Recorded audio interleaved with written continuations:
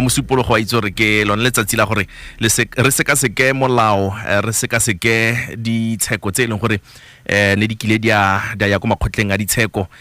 judgments that have been made in the past, you know, both recent and some that were made in yesteryears. So jaaka le tlaelo mo tshokologong ya gompieno mo ntlo kgaso ha ke na le me bonolo selelo o eleng gore o tswa gone ka coach banda makhalemele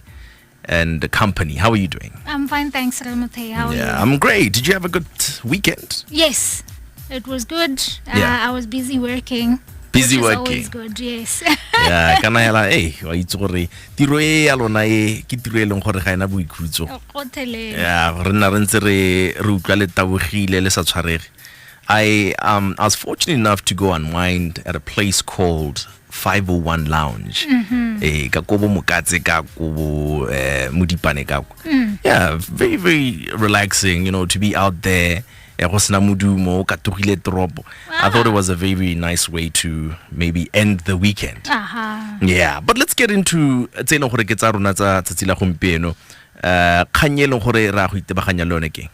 Tseno re tabere libile katholo ya kgotatshekelo e tona go di hitatso mo Botswana e leng Court of Appeal mo kganyeng ya Khoemacau copper mining. Elo yone neng itsisitse kgang go go bone e bata gore katholo ene ntshitswe ke kgotatshekelo e kotase e busetse go marago me e seka yana kgathanong le Steward Wallace. Right. Ya nong khanye ile ya rediwa ke batho di bale bathano gone go kgotatsekelong ye. Batho ba tshwantse go tlhaloganya gore kgantse di yang go kgotatsekelong ye tona ye mo go tsone tsotlhe di kgona go utua ke moatho di a le mongwe hela ha ile gore gongwe o kopatiseletso ya gore kgang ya gago e utuwe e sena go hitwa ke nako di utuwa ke batho di bale bararo ha ile gore gongwe ke boikuelo jwa tosoloso ya kgangwe le nngwe hela mo go tenga phili yaanong ha ba nna ba le bathano ke ha ile gore jaanong ke tse di bokete tse di go gang go pele gore nya jaanong ha re tshwantse go thatswa molao. Right, so re bua ka full bench. Me ke dimela gore go botlhokwa gore e be re le ba ko morago hela ka bokhutshwane gore re tlhaloganye gore kganye e gorogile jang ko Court of Appeal kana setse e le go motho a ka dimela gore gongwe etswa ko High Court kgotsa etswa ko Industrial Court jaanong ke batla go tlhaloganya go ha gore e simolotse e rediwa kae yona kganye. Khanye e simolotse ko kgotatsekelong ye itebagantseng le tsa pereko e leng Industrial Court e le gore ne reditswe ke Judge Baruti. Me mo khanyeng ya teng ha re ha dintlha tsa yone ke gore re Steward Wallace na ntshitswe mo tirong me nako ene nga ntshitswe mo tirong ya bereka le sengwe se go teng maintenance manager. Right. Me ha go ntse go tsweletse go lebega go ne go nnile le tshekongwe ya ileng a nna le yone go tirong go te gongwe o tsisitse mme mongwe o nenga e le mokapelo wa gagwe ka dikgang tsa tiro a re nya ke motsisetsa tiro ka nte ga se gone mme mo tshekong ye go ile gata a duele madi a kana ka 5,000 pula moragonyana a ba hiwa mokwalo go buiwa gore wa ntshiwa mo tirong mme re gonela dikatso tsa kgwedi e leng notice mme e be ba sa bui gore mabaka ke eng ba montsha mo tirong ha kganyi tsena batho ba tshwantse go tlhaloganya gore go tswa gore o thopa kgotatshekelo ha o thopa kgotatshekelo ya High Court go isa kgang ya gago ya gore ga wa ntshiwa mo tirong sente o thamalla o ya kgotatshekelo yeo mme ha o ya go kgotatshekelong ya tsa pereko o tshwantse gore o hite ka ba labor pele mo kganyeng ye o thopile gore a ba ya go kgotatshekelong ya tsa pereko mo gorang gore ba ile go labor pele mme ba ko labor be ba ntsha mokwalo o supang gore a nya batho ba ga ba ke ba dumalana mo nang ga dira gore kgang e ye gone go kgotatsekelong ye ya pereko re Steward Wallace a bua gore kana ke ntshitswe mo tirong e se ka tsamaiso ya molao ha go tsenwa gone go kgotatsekelong ye go busuping batho ba neng ba buelela ba ga bosupi mo boemong jwa Khoemacau ba ne ba tlhalosa gore bone ga gona molao o ba pateletsang gore bo ba ntsha mabaka a gore ke ba mo kubile ebile ebe ba tshwanetse go sala tsamaiso nngwe morago mo go teng substantive and procedural fairness. Ba ne ba bua gore ba kopile bogakolodi jwa babueledi be ba bua gore ha o hile notice hela o siame ga o tlhoke gore o tsene mo go tse dintsi ha ba sena gore rialo moathudi ko yone kgotatshekelo ye ko tase ya ba bua gore ka ha molaong wa rona o re itseng re le ba kgotatshekelo ya pereko o tshwantse gore o bo o supa gore go na le lebaka le le lolameng la gore ke ntsha motho mo tirong ebile o bo sala tsamaiso e tshwanetseng pele mo go teng substantive and procedural fairness ka jalo e be go a tholwa gore Khoemacau e duele re Steward Wallace madi a kana ka kgweditse 3. Right. Khoemacau e be isa itumelele katholo ye e be isetsa kgang go godimo gone go kgotatsekelong ye ya Court of Appeal. Right. Go ne go ke sa go tsene ganong motho a ka botsa gore keng ba ne ba tlodile High Court ke ra ka go batla go tlhaloganya gore tsamaiso ye ya molao ke ntseng jang and that's begging the question of the jurisdiction ya tsone di khotetse gore di harologana jang gore ka ha molaong ha o lebella industrial court kana yone kgotatshekelo ita ba gantse le tsa pereko le High Court di a lekana ka ha molaong pharologanyo e tona mo go tsone ke gore kgotatshekelo ya tsa pereko e itebagantse le tsa pereko hela High Court yone ke kgogola moko kgangwe le nngwe e kgona go ya teng mme ha o thopa go ya ko kgotatsekelong ya tsa pereko ga o kgone go isa kgang ya teng gape ko High Court ha o sa itumela o isa ko kgotatsekelong e ha godimo mo go tsone the appellate court okay o ka tswella ka gore ntlha ye o itlo go nna botlhokwa mo go tlhaloganyeng katholo ka hane intshiwa ka teng at the Court of Appeal ya no se diragala ha go tsenwa gone go kgotatsekelong ye go ne ga kopiwa kgotatshekelo gore le thatso molao sente ka gore go kile ga bo gona le kgang e neng itsile pele gae eneng e mo teng ga mokwalo e butswa ya ga Phuthego mo eleng gore mo teng kgotatshekelo ya High Court ene ya bua gore mo Phuthego kgang ya teng o tshwantse gore a ba hiwa selekanyo sa madi a notice hela ha e hetela ko pele ko Court of Appeal le bone be ba rurihatsa kganye ya no ba kopa gore ka gore go na le kganye ya Phuthego eneng ikile ya bakiwa jana ke kgotatshekelo ya Court of Appeal a go le thatsweng sente gore re tlhaloganye gore notice e bereka ga gore leng ya no gore mo go teng substantive le procedural fairness tsone go tsena ga gore leng kgotatshekelo ye e be e simolla ka go tlhalosa gore re ta ala ka ha molao o leng ka teng mme re tlhalosa gore tota kgang ya rona ya go itebaganya le boikuelo jo bo tswang go kgotatshekelong ya tsa pereko ba buile gore ha motho a ntshiwa mo tirong mme a ngongoragela ka ha ntshitsweng mo tirong ka teng o kgona go tsaya tsela ye ya gore a ba ya go kgotatshekelong ya High Court kana a ya go kgotatshekelong ya tsa pereko mme ya ka ke tlhaloseditse ha ya go tsa pereko o simolla ka leiba pele ha e le gore o ya go kgotatshekelong ya High Court se se yang go diragala mo kganyeng ya gagwe ke gore go a go lebellwa molao o go teng common law e leng molao wa sekgowa e be go lebella molao o leng wa pereko mo go teng Employment Act hela mo go rang gore tsa bopelo thomoge ga di tsene mo teng mme ha e le gore motho o ntshitswe mo tirong yana a belela gore ga a ntshiwa sente kana a ngongorega ha tsaya tsela ya kgotatshekelo ya tsa pereko gone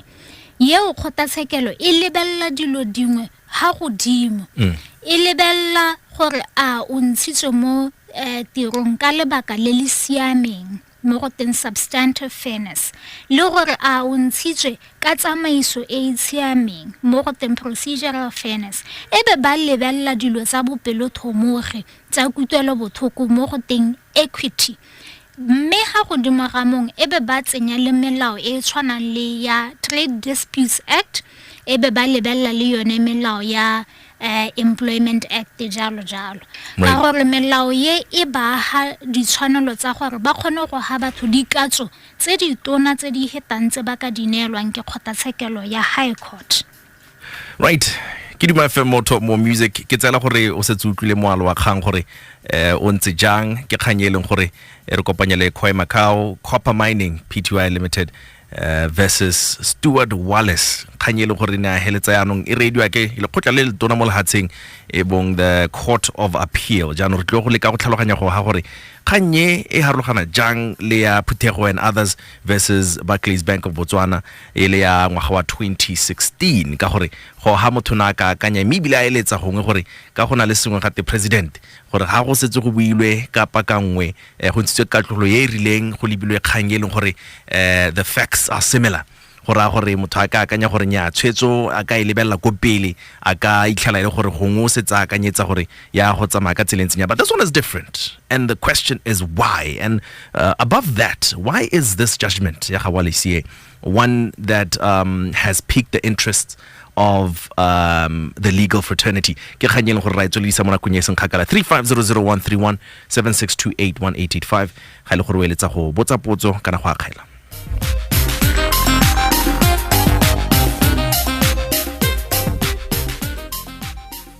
Meselelo, let's get back to this. Yeah. Let's get back to this. Re ke re lebelele dintlha tsone tse eleng gore jaanong di heletse di khatlisa ga motho a tshwana le wena jana o le motho a molao le yone kganya gore you know this is what really made this particular judgment reportable. Gore kgotatshekelo ene ya thalosa gore wena o le motho o ngongorega mme gantsi motho o ngongoregang ha ile yo ntshitsweng mo tirong ko ena e leng gore o na le tshono ya go ithophela gore o ye go kgotatshekelong efe. Right. Mme bile go thopha kgotatshekelo ye o e batang o tshwantse gore o bo lebile gore go ka hiwa dikatso tse di botoka ko kae. Yeah. Bane ba thalosa gore ha o ya go kgotatshekelong ya High Court gongwe tumalano ya gago ya pereko e sena notice gongwe go tenya bonolo hirilwe ngwaga tse pedi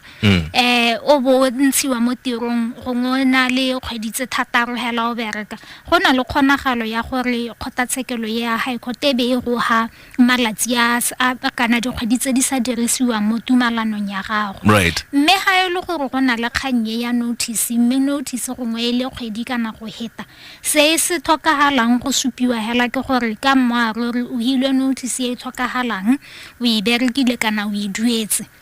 e be go hella hong. Mme ha o ya go kgotatshekelong ya tsa pereko ga go sa thola go lebellwa kgang ya notice hela go lebellwa gore o ntshitswe jang mo tirong ka mantswe a mangwe ga mohiri ga ka ke a phakela hela a ba go rare tswa mo tirong ebile tsaya madi ke a notice. Right. O tshwantse go bua gore keng a go ntsha mo tirong mme ebile a bo ha ile gore ga itumelele ka ha dilo di tsamaisitsweng ka teng ga itumelele ka ha o dirang dilo ka teng a ba ya selo se se ta dirang gore a utwe gore keng mo sa dire tiro jaaka a bata kana keng a go molato mongwe ko tirong mo go teng procedural fairness. Right. Go boleletse gore mathata ke eng o go hile tshono ya gore ba go retse gore disciplinary hearing in neteng. Okay. So yeah, interestingly relebeletse kgang yone re bapisa le leng gore ne ga mpore tshwana le yone mo ngwageng tse di ko morago 2016 me hela ka gore ye ngwele e simolotswe ko High Court. E simotse go radio ko High Court go ra gore ka ha e tshwarwang ka teng go tlo go na pharologanyo le ka ha yone re buang ka yone e ne a tshwarwa ka teng ka yone ne e simotse ko Industrial Court, and that obviously you know brings attention to issues of sources of law for the Industrial Court and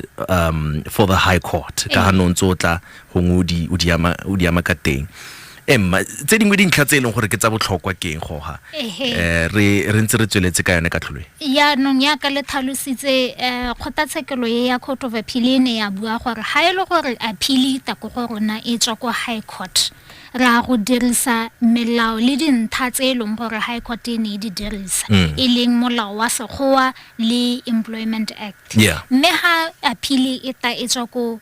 Industrial Court ra go dirisa melao ya Trade Disputes Act, Employment Act e be re lebelela le dikgang tsa fairness and equity mo teng mo go rang gore go tswa gore kgotatshekelo o tsere efe ditshwetso di ka tswa di sa tshwane le ha gongwe di ntha tsa kgang ya teng di tshwana right ebe ba tlhalosa gore ka gore kgang e tswa go kgotatshekelong ya tsa pereko go na le dilo dingwe tse leng gore ra di lebelela tse neng di lebellwa ke kgotatshekelo ya tsa pereko ha go ta mo kganyeng ya dikatso mme bile dilo tsa teng di kwadilwe mo Trade Disputes Act go ba tlhalosa gore kana bogologolo go kile ga bo go beilwe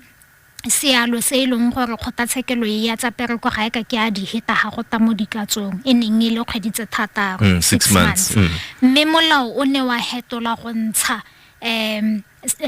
sealo seo kgotatshekelo e be e bua gore le ha molao o ntshitse jana ga go maleba gore re togele gore batho ba itirelele hela ka gore kgantele jaaka re bona ba hadika go na le ba ileng gore ba hiwa katso tsa kgweditse pedi o mongwe ba hiwa katso tsa kgweditse di 10 jalo ya no re tshwantse gore re bore ha dilo tse di ta nnang di lebelelwa gore nya mme dikatso di tshwantse gore di tsamega jalo ba bua gore ha ile gore motho o ntshiwa mo tirong a sa ntshiwi ka tsela e siameng dikatso ga di a tshwanna go heta tsone dikgweditse thataro tse konteng ga gona le sengwe se se dirang gore di hete mo go teng exceptional circumstances nngwe ya dikaitse ba ne ba bua gore ha ke ntshitswe mo tirong mme go sena sepe mo tumalanong ya me ya pereko e buang ka notice go thoka notice mong go lebello e le an exceptional circumstance e ka dirang gore ke a tswe go heta kgweditse thataro tse ha ile gore tumalano ya me ke ya nako e beilweng mo go teng fixed term contract ke yone se ka iseneng ke senela gore gongwe ke na le tumalano e nna ya ngwaga tse pedi mme ke berekile kgweditse thataro hela ebe ba bua gore ha o lebella molao wa Trade Disputes Act o tsentse dilo tse dintsi gape tse leng gore kgotatshekelo ya tsa pereko ya di lebelela le yone kgotatshekelo ya Court of Appeal e ta di lebella ga e a kano ka kgantsa dikatso e leng gore a o lathegetswe go lathegelwa mo ke ra wena o le mmereki gompieno le gongwe ka lathegelwa ko pele mo go teng current loss and future loss ebe go lebellwa le gore motho a teng o dingwaga tse kae gore a o ka kgona go bona tiro e ntšha gore o ntshitswe mo tirong jang a go dumalane gore gate ke mmereko ta boela mo tirong kana sepehela se ileng gore se ikamanya le ditumalano tsa pereko mo go teng collective agreements le gore a ne mohiri o na le bokgoni jwa go duela dilo tse ha di lebellwa go na le tse ileng gore di ta lebellwa di le ka ha mohiring le tse ileng gore di ta lebellwa ka ha mmereking ka gore kgona go ithala nako tse dingwe ile gore mmereki tota ke ene o neng a le phoso mme ka ntha ya go tlhoka go dira selo se le sengwe hela o bo ithala ile gore mohiri o tshwantse gore a ba duela ke sone tse ileng gore go na le dilo tse di tabeng di kanukiwa gore o neelwa bokae gantsi kgotatshekelo e tlhalositse gore ha re lebelela re kanoka dikatso tse di hilweng ra go lebella gore a ke selo se ileng gore le rona re le kgotatshekelo ya Court of Appeal nka be re se hile ha ile gore ke ga re go hetola sepe mo dikatsong tse di hilweng ke kgotatshekelo e kotase mme ha ile gore ke selo se ileng gore se kotase kana dikatso tsa teng di go godimo mo ileng gore le rona re bona gore ha ga se gone sente ra go tsena re di oketsa kana re di hokotsa lona jaanong le babueledi se ileng gore la agelesegaga ba ileng gore ke di client tsa lona mo dikganyeng tsa go nna jana ke mo go ntseng jang ke ra gore be gongwe le heta ka lekgotla lone la industrial court kana le sa kgang ko high court la bo le ne di buisantse eng le lebeletse eng ko pele a ke kgang go ha e tle nna kganya gore gala ka gongwe lang kgakolla mo go siameng gore jaanong be ke ise kganya me ka gore go ha yaanong go na le dithamakgorwana tse leng gore di tlo go itsa gore gongwe re hitlhelle se ne re le tse go se hitlhella kana ke kganyela ya gore no we weigh things out go tswa gore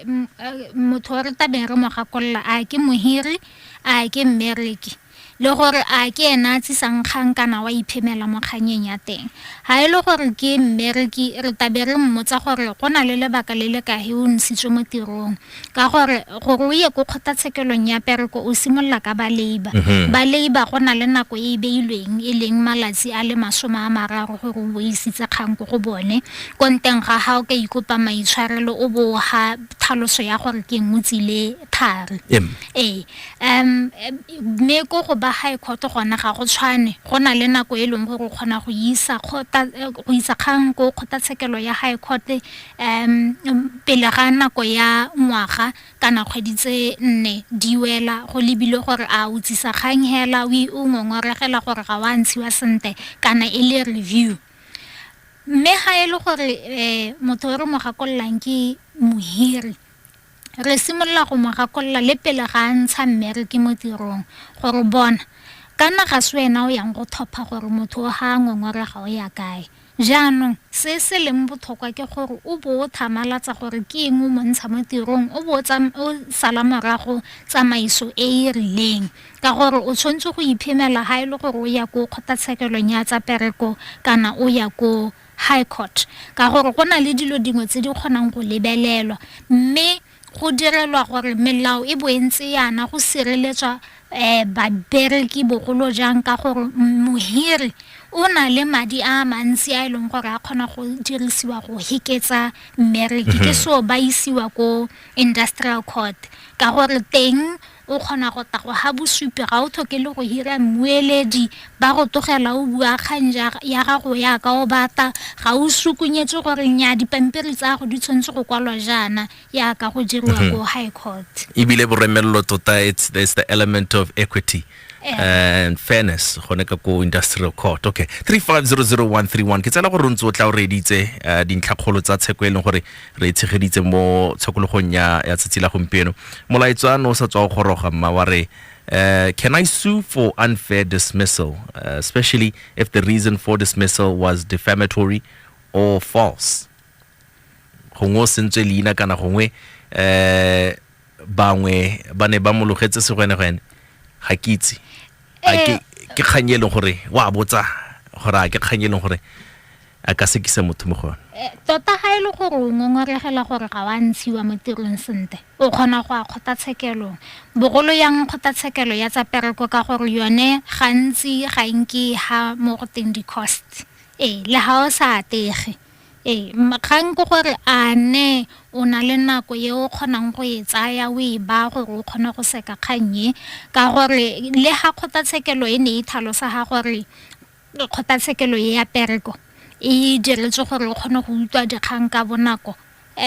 gantsi rona ba ileng gore re ile go dikgotatshekelong re a itse gore di kgona go tsaya lebaka All right, 3500131 le tswela ka go botsa dipotso because very soon re tle re kgaogana le Selelo and I want to maybe take a quotation here from the Wallace judgment gore ke ba le ka hantse ka ha kwelweng ka teng le go ka gatella gongwe kganyeng gore re ntse re tla re bua ka ga yone and this is taken from paragraph 25 of the Wallace judgment. The unfortunate result of this is that where Parliament has chosen to create a specialist court of law and equity, in this case the Industrial Court, which has concurrent jurisdiction with a court of law, here the High Court, an appeal deriving from the same facts may conceivably lead to a different result depending upon the forum chosen by the litigant. Yes. And this is what really makes this an interesting one. ka gore go ra gore batho ba tlo go tshwana ke gore ba ingwa e tlhogo thata go bona gore ditlamorago kana re ka re ditshwetso tse leng gore di ya go tsaya ko pele e ka nna tse di ntseng jang. Yes, mme ebile se se kgathang ka kganye batho di ba ile ba tlhalosa gore o bona le ha Steward Wallace a na ile ko high court nka be re gorogile ha re leng teng ha ka gore tumalano ya gagwe ya pereko ene ya tlhalosa gore go tshwantse go hiwa lebaka ya gore ke eng a ntshiwa mo tirong wa bona mo go rang gore batho le ha ba lebelela ditumalano tsa bone tsa pereko ba tshwantse go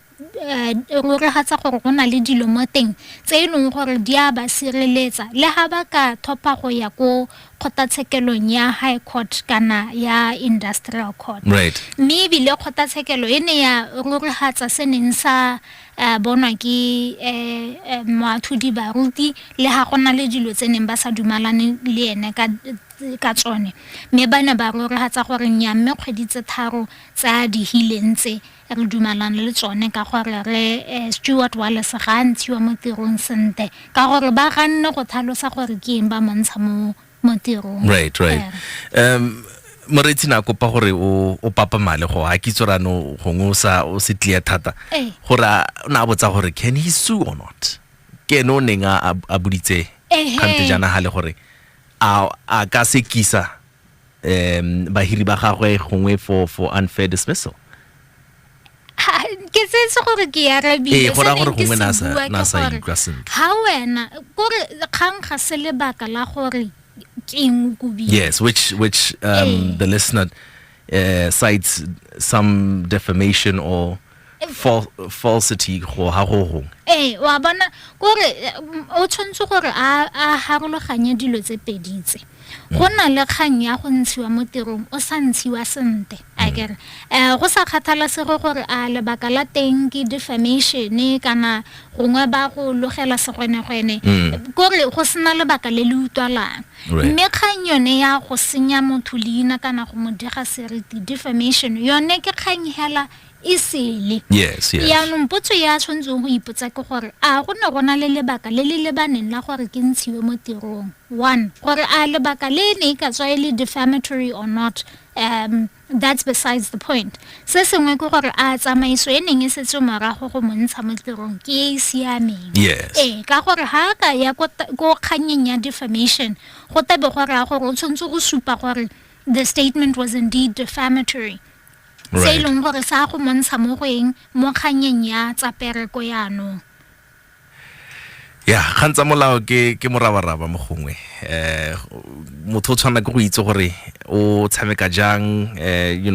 gore kgang ya gagwe e tle ya atlege ke batla gore gongwe re wele tsatsi la gompieno ka go gakolla bone ba e leng gore ba reeditse kgang e tshwana le yone e re ruta eng e tshwana ke gore e go ruteng gongwe o le mmereki kgotsa o le mohiri ka re bona bobedi bo amega mo kganyeng selo sa ntlha e re ruta gore re tshwanetse go kanoka ditumalano tsa rona tsa pereko ka kelothoko re bona gore se se mo teng se re baya ka ha tshireletsong ga se re beye ka ha mosing sa bobedi re tshwanetse go lebelela gore ke kgotatshekelo e ka re thusang gore re bolla kgang ya rona mo eleng gore ha ke atega ke tahiwa sengwe se se botoka ha ke sa atege ganka ke ka bewa ka ha mosing thata ebile e re ruta gore sengwe le sengwe se o se dirang ka ha molaong o tshwanetse gore o go kanoka molao pele o itse gore dinako tse di beilweng ka ha molaong gore o kgone go isa kgang ya gago go kgotatshekelong le gore kgotatshekelo ya teng ke go botlhokwa ka gore nako tse dingwe o kgona go nna le kgang e leng gore e siame tota mme ka gore o siilwe ke nako e be e sa kgone gore boerediwa ke kgotatshekelo. All right, 252 Duma FM mo music na le mme bonolo selelo re sa tswa go lebella ka tlholo yone le gore ya moepo wa Khoemacau copper mining ga mo le Steward Wallace kganyele gore ne supa gore tota o tshwana ke gore o ele tlhoko dintlha tsa pereko mebile gape ga re tswa go ga le gore o ngongorela kgang o lebella gape le gore kganyeo o e tshwara jang o isa ko kae re ntse re tla re lebelela ditsheko tse leng gore ke dumela gore ke tse di botlhokwa re lebile dintlha tse leng gore di tswa mo ditshekong tsone tseo. So students of law are here wondering, or just the general public wondering gore ditsheko tse ba ka di bona ko kae. Bo gongwe go ka nna dingalo gore motho a retse be gongwa go nwelela thata se leng gore a se bua a ka eletsa gore a ipalle tsheko eneo, even though some of these are quite lengthy and might be technical in terms of the legal language being used. Me hala gongwe le ene a nne le sebaka sa gore a itebelele yone tsheko. Ba ileng gore ba ntshala morago mo maranyaneng ko Botswana thinking law ke a bo ke tsentse ditsheko tse malatsi pele ga re ta go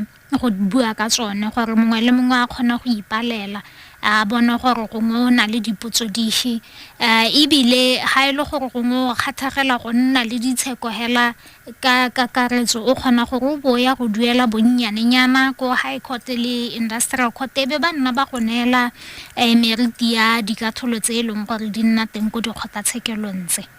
All right. Well, thank you so very much, Mebonolo. Ke batla go dumela gore go tla nna le tse dingwe gape tse leng gore they are of national interest and also interest just to the general public. Re tle re utlwe gore motho ga eletsa go tshwara no a bua ka bokhutshwane mme ke batla ya tlosa yanong gore yanong ga motho a eletsa go bua lwena go bothokong kana gongwe a sa tlhaloganya sengwe a eletsa gore e ba ka se go botsa re sena go tswa gone kwano. How are they able to do so? Ba ka ntshwara ko Botswana thinking law mo maranyaneng a Facebook le Twitter ba nthomella melaetsa ba botsa se ba kgonang go se botsa ebe ke ba araba ha ke kgona go araba ebile ke teng mo maranyaneng a TikTok le YouTube le gone ke bitswa Botswana thinking law ba kgona gore bo ba re tshwara ko Chibanda Makgalemele ko 3911503. All right. Well, thank you so very much. There's still more interesting cases for us to look at. Tseketselang gore motho ga ntsa a retsa ka MOsupologo ana na go tsonetse o tla kgona gore ba ka tsanela tsone dipuisano tseo le go ithuta hela. Now my thinking is that some of these we need to know just hela because mo go tsone dikatholo tsa teng tla itlhela go phutetswe lo hela tse eleng gore di a khatla, and you can learn a lot about what is going on in the world in which you're living in. Ka re mo gongwe go atle go buiwa ka di case tse eleng gore ke tsa ko Afrika Borwa, mo gongwe ke tsa ko mahatsheng a mangwe, but it's all going to be relevant in the judgment eleng gore is delivered ke bone ba tlhudi. Thank you so much, Bonolo. Have yourself a beautiful rest of the day. Thank you, same to you. All right. So